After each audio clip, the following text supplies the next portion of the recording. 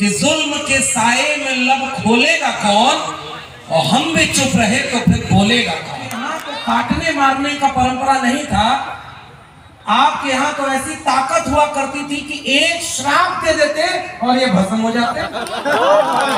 हमारे जैसे लोग जब बिहार आते हैं तो इसकी मिट्टी में आज भी हमें तथागत बुद्ध की तर्कशील प्रज्ञा करुणा की ताकत महसूस होती है, इसलिए हम बिहार से ऊर्जा लेकर जाते हैं। इस बिहार जब हम आते हैं तो सम्राट अशोक को याद करते हैं।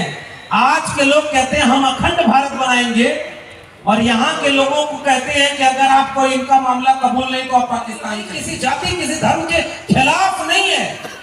सम्राट अशोक ने जब तलवार उठाई तो वहां मैं गया हूं उस जगह पर, बंगाल में नदी का रंग लाल हो गया था, और जब तलवार रख करके बुद्धिज्म का परचम उठाया, ये पंचशील झंडा पूरी दुनिया में लहराया। उस ताकत का नाम है सम्राट। बड़ जात बतियौला से और छोट जात लतियौला से, ये मुहावरा किसने बनाया था? ये सवाल मानववाद की क्या पहचान, गिट पिट बोले करे न काम, और मानववाद की क्या पहचान, ब्राह्मण भंगी एक सवाल। मंत्री विदेश जाकर बोलते हैं कि हम युद्ध के देश से नहीं बुद्ध के देश से आए हैं, और भारत में आते हैं तो बुद्ध के खिलाफ युद्ध छड़े हुए हैं।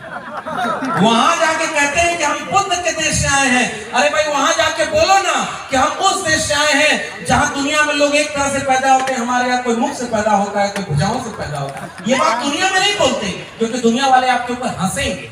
ऐसे नहीं होगा। वजह से हम लोग यहाँ पर इकट्ठा हुए हैं, और आज मेरे लिए ये बहुत गौरव की बात है, सम्मान की बात है। बेहद सम्मानित मंच है, बहुत वरिष्ठ लोग बैठे हुए हैं।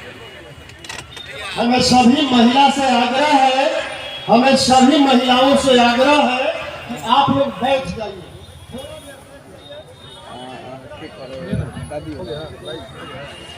अब बहुत ज्यादा हो गया है। बस सीधे इस बात पर आ रहा हूं कि हम जैसे लोग इस बात को समझते हैं कि असल में लड़ाई विचारधारा की है। असली लड़ाई विचारधारा की है। किसी नेता के खिलाफ, किसी पार्टी के खिलाफ हमारी लड़ाई नहीं है। हमारी लड़ाई कलम और किताब बचाने की है।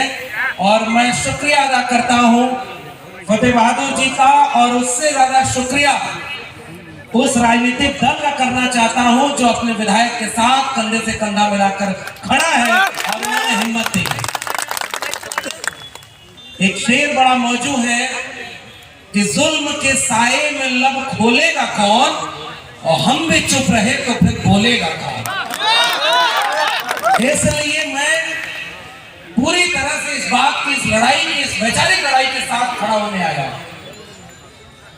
क्या बोला था इन्होंने, फतेह बहादुर जी ने? उन्होंने माता सावित्रीबाई फुले का कोटेशन बोला था। इस मंच पर आदरणीय शिक्षा मंत्री चंद्रशेखर जी बैठे हुए हैं।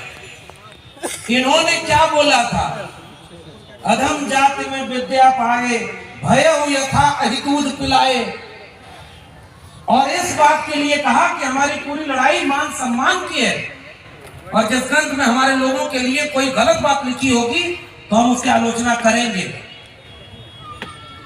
क्या बोला है तमाम उन बहुजन लोगों ने जो ये सवाल खड़ा किया सम्मान और स्वाभिमान का? तो गर्दन काटने और जीभ काटने वालों को मेरा एक सवाल है, भाई आपके यहाँ तो काटने मारने का परंपरा नहीं था। आपके यहाँ तो ऐसी ताकत हुआ करती थी कि एक श्राप दे देते और ये भस्म हो जाते। ये तो हिंसा आपके धर्म में तो थी नहीं। इसका मतलब कोई ऐसी ताकत नहीं है, कोई ऐसा श्राप बना ही नहीं है, वरना गर्दन काटने की बात नहीं करनी पड़ती। इसीलिए सबसे पहली बात यह है कि वैचारिक लड़ाई कलम और किताब से लड़ी जाती है, और त्रिशूल और तलवार के खिलाफ कलम और किताब की लड़ाई का साथ देने के लिए मैं इस मंच पर आया हूं, और आप सबके सामने ये कबूल करता हूं कि इस कलम और किताब की लड़ाई को हम आगे बढ़ाएंगे और कलम किताब को जीतने की बात करेंगे। आज ये कार्यक्रम जो हुआ है, ये कार्यक्रम माता सावित्रीबाई फुले के ऊपर, और ये होता है एक वैचारिक आंदोलन। अगर आपको फतेह बहादुर जी की कोई बात गलत लग रही है तो आपको यह कहना चाहिए कि ज्योतिबा फूले और सावित्रीबाई फूले गलत नहीं कह सकते। अगर आपको बाकी लोगों की बात गलत लग रही है तो ये बात तो हजारों साल से हमारे पुरखे पूछते आए, तुम कद बाबन हम कद सूद और हम कद लोहू तुम कद दूध। मैं और चौपाइयां पढ़ता हूं, मैं तो अपने ऊपर बात भी नहीं कर रहा। प्रोफेसर जी हैं, शिक्षा मंत्री जी, और आदरणीय आलोक मेहता जी बैठे हुए हैं, अनिता जी बैठी हुई है, मंत्री हैं। मैं आप लोग के सामने देखिए शुरू में एक बात कहना चाह रहा हूं। आलोक सर जब बोल रहे थे कि हमारी सरकार है तब ये कार्यक्रम हो रहा है और ये जलसे की तरह हो रहा है, और फर्क देखना होता तो आप हमारे यूपी में आ जाते, वहां अयोध्या मथुरा काशी तीनों है, और अगर आप इस तरह का कार्यक्रम चलाएंगे तो उसके लिए बुलडोजर खड़ा हुआ है। ये अंतर है उनमें और हम में। वहां पर कांवड़ लेकर जाने वालों पर वहां के मुख्यमंत्री फूलों की बारिश करते हैं, और 69,000 शिक्षक भर्ती के घोटाला के शिकार एससी एसटी ओबीसी 500 दिन से ज्यादा समय से आंदोलन कर रहे हैं, उनके ऊपर उनकी पुलिस लाठी चलाती है। और बिहार एक ऐसा राज्य है जहां तलवार और त्रिशूल के सामने आजादी के बाद पहली बार कोई सरकार ऐसी है जिसने एक साल में 5 लाख लोगों से ज्यादा को सरकारी नौकरी मिली। 5 लाख से सरकारी नौकरी ज्यादा देती। और अभी तो शिक्षा मंत्री जी बैठे हुए, शायद 13 जनवरी को फिर 1 लाख लोगों को नियुक्ति पत्र बांटा जा रहा है। और ये है वो बिहार की जमीन। इसलिए मुझे लगता है सर, हमारे जैसे लोग जब बिहार आते हैं तो इसकी मिट्टी में आज भी हमें तथागत बुद्ध की तर्कशील प्रज्ञा करुणा की ताकत महसूस होती है। इसलिए हम बिहार से ऊर्जा लेकर जाते हैं। इस बिहार जब हम आते हैं तो सम्राट अशोक को याद करते हैं। आज के लोग कहते हैं हम अखंड भारत बनाएंगे, और यहाँ के लोगों को कहते हैं कि अगर आपको इनका मामला कबूल नहीं तो आप पाकिस्तान चले जाइए। 45 करोड़ मुसलमान बाहर से भारत में आ जाएंगे, उसका क्या करोगे? इसलिए जब बिहार हम आते हैं तो सम्राट अशोक को याद करते हैं। ये इतिहास है आपका। हमारी लड़ाई किसी जाति किसी धर्म के खिलाफ नहीं है। सम्राट अशोक ने जब तलवार उठाई तो वहां मैं गया हूं, उस जगह पर बंगाल में नदी का रंग लाल हो गया था, और जब तलवार रख करके बुद्धिज्म का परचम उठाया, ये पंचशील झंडा पूरी दुनिया में लहराया। उस ताकत का नाम है सम्राट अशोक, और उसकी बात मैं बिहार में जब भी आता हूं तो याद करता हूं। ये बिहार मानव कर्पूरी ठाकुर की जमीन है। ये बिहार कर्पूरी ठाकुर की जमीन इसलिए मैं कहता हूं, इतिहास इसलिए भी याद किया जाना चाहिए सर। मैं उत्तर प्रदेश का रहने वाला हूं, और जिस समय उत्तर प्रदेश में मुख्यमंत्री थे, आओ अगर आपकी भावना आहत होती है इस तरह के बयानों पर, तो प्रोफेसर चंद्रशेखर ने यही सवाल पूछा था कि अगर तुम्हारी किताब में कोई बात लिखी है जिससे हमारी भावना आहत होती है तो हमारी भावना की कोई कीमत नहीं है क्या? हम अपनी भावना आहत करने वालों के खिलाफ बोलेंगे, और इसका अधिकार हमें भारत का संविधान देता है। संविधान में इजाजत दी। तो एक इतिहास ये भी याद करिए, और इस बात को आज कहने का वक्त है। उत्तर प्रदेश में मुख्यमंत्री थे राम नरेश यादव, और बिहार में मुख्यमंत्री थे कर्पूरी ठाकुर। एक अहिर बिरादरी के और दूसरे नाई बिरादरी के। दिल्ली के लोग उस इतिहास को याद करिए, उन्होंने क्या कहा कि दिल्ली से चमड़ा भेजा संदेश, और बार बनावे कर्पूरी और भैंस चरावे राम नरेश। ये किसने नारा लगाया था? बड़ जात बतियौला से और छोट जात लतियौला से। ये मुहावरा किसने बनाया था? ये सवाल हमने पूछना शुरू किया, क्योंकि तुमने कभी अपने धर्म के नाम पर हमें एक माना ही नहीं। तुम हमें जातियों में बांटकर अपमानित करते रहे हो। अहिर गड़ेरिया कुर्मी चोर और घर सारे का टंगरी तोड़, भोजपुरी समझते हैं ना? तब मैं बिहार में खड़ा हूं, और उस बिहार में जो समाजवादी आंदोलन, बिहार के लोगों का इतिहास पढ़िएगा, त्रिवेणी संघ का आंदोलन जो 90 की बात करता है, उसके बाद अर्जक संघ और बाबू जगदेव प्रसाद का आंदोलन, ये आज के नौजवान जितने यहाँ आए हैं सेल्फी खिंचाने, मैं उनसे कहना चाहता हूं, पुराने लोग तो उस इतिहास के गवाह हैं। नौजवानों को आज पता ही नहीं कि धर्म की अफीम क्यों चटाई जा रही है, क्योंकि आपसे आपका इतिहास कोई पढ़ने नहीं देना चाहता।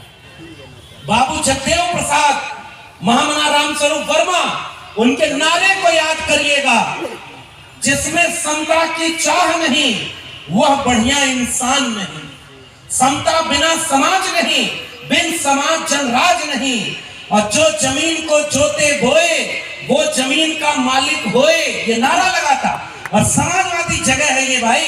बिहार के लोगों, आपसे ऊर्जा लेने के लिए मैं इस इतिहास को याद कर रहा हूं। क्या बोला था उन्होंने? दो बातें हैं मोटी मोटी, हमें चाहिए इज्जत और रोटी। हमारी लड़ाई इज्जत और रोटी की लड़ाई थी। जितने लोगों ने ये लड़ाई लड़ी है वो इज्जत और रोटी की लड़ाई। तो समाजवाद का नारा था, मिटे गरीबी और अमीरी, मिटे चाकरी और मजबूरी, रोटी कपड़ा सस्ती हो और दवा पढ़ाई मुफ्ती हो। वो नारा जब आगे बढ़ा, उन्होंने क्या लिखा उस नारे में कि ब्राह्मणवाद की क्या पहचान, गिद्ध पिट बोले करे न काम, और मानववाद की क्या पहचान, ब्राह्मण भंगी एक समान। ये नारा था, और उस नारे को डॉक्टर राम मनोहर लोहिया ने आगे बढ़ाया। इस पूरे नारे में कहीं आपको हिंसा नजर आ रही है क्या? किसी के खिलाफ गाली नजर आ रही है क्या? किसी का अपमान नजर आ रहा है क्या? उस नारे को डॉक्टर राम मनोहर लोहिया ने आगे बढ़ाया। सब पिछड़ा सन सोपा ने बांधी गांठ, और पिछड़ा पावे 100 में 60। और उस नारे को बाबू जगदेव प्रसाद और रामस्वरूप वर्मा ने आगे बढ़ाया कि 100 में 90 शोषित हैं, शोषितों ने ललकारा है, धन धरती और राजपाट में 90 भाग हमारा है, 10 का शासन 90 पर नहीं चलेगा, नहीं चलेगा। किसी के खिलाफ ये लड़ाई है क्या? ये लड़ाई आपके हक अधिकार की लड़ाई रही है। और उस नारे को जब आगे बढ़ाया, तब उन्होंने कहा कि जो जमीन को जोते बोए वो जमीन का मालिक होए, राष्ट्रपति का बेटा हो या चपरासी की हो संतान, और टाटा बिरला अंबानी हो, सबको शिक्षा एक समान। सबको शिक्षा सबको काम, वरना होगी नींद हराम। शिक्षा पर जो खर्चा हो, बजट का 10वां हिस्सा हो, और सबको शिक्षा दे न सके जो, वो सरकार निकम्मी है। और जो सरकार निकम्मी है वो सरकार बदलनी है। ये हमारी लड़ाई है, शिक्षा की कलम और किताब की लड़ाई। जिस मंच पर बैठे हो, मैं सच बताऊं, उदय जी बैठे हुए हैं, विधायक जी बैठे हुए, बहुत सारे लोग।